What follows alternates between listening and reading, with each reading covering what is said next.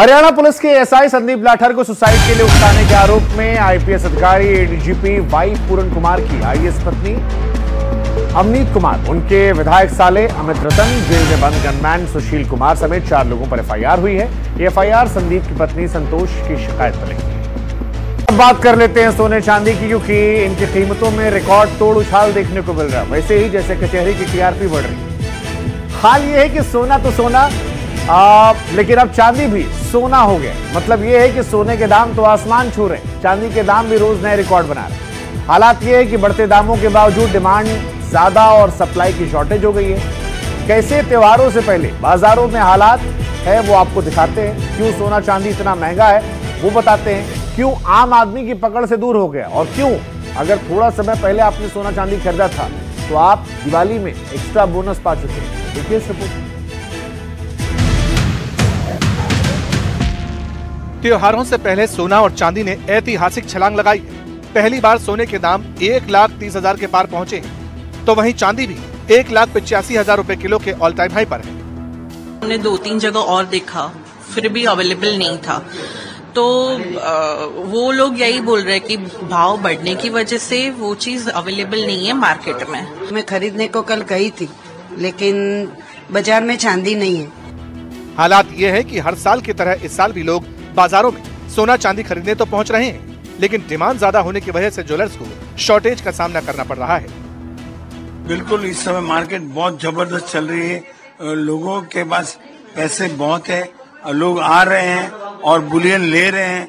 अच्छा, कोई 10 ग्राम ले रहा है, कोई 20 ग्राम ले रहा है, कोई 30 ग्राम ले रहा है। इस तरह हर कोई कस्टमर आ रहे हैं। माल की शॉर्टेज हो गई है, इतने ऊंचे भाव में वो देवे कैसे, एक बहुत बड़ा प्रॉब्लम हो गया है।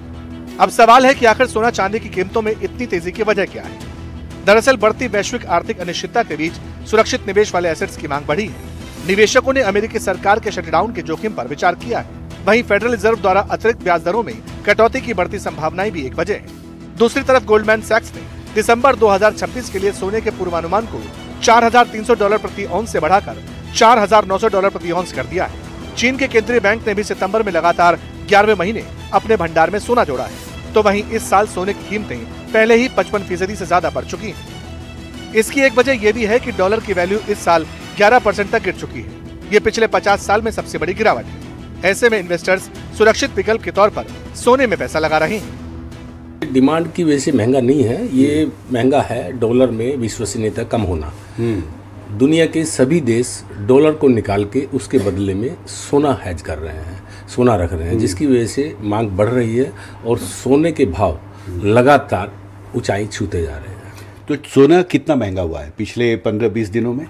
देखिए, तकरीबन सोना 15 से 20 हज़ार रुपया महंगा हो चुका है। पहले तकरीबन 15 दिन पहले 1,15,000 रुपये का भाव था, जो कि 1,35,000 रुपये तक पहुंच गया है। हैरानी की बात तो ये है कि बैंक ऑफ अमेरिका का कहना है कि गोल्ड अगले साल $5,000 तक का आंकड़ा पार कर सकता है, और यही वजह है कि भारतीय बाजारों में भी निवेशक बड़ी मात्रा में खरीदारी कर रहे हैं। अभी तो फिलहाल में ग्राहकों के मन में ये भावना है कि सोना चांदी और भी तेज होगा, तो इन्वेस्टमेंट बाइंग भी, जो पैनिक बाइंग बोल सकते हैं, किसी को 1 किलो चांदी, किसी को आधा किलो, किसी को 2 किलो, किसी को 5 किलो, जैसा जिसके पास में बजट है वो सोना चांदी बुलियन में खरीद रहा है।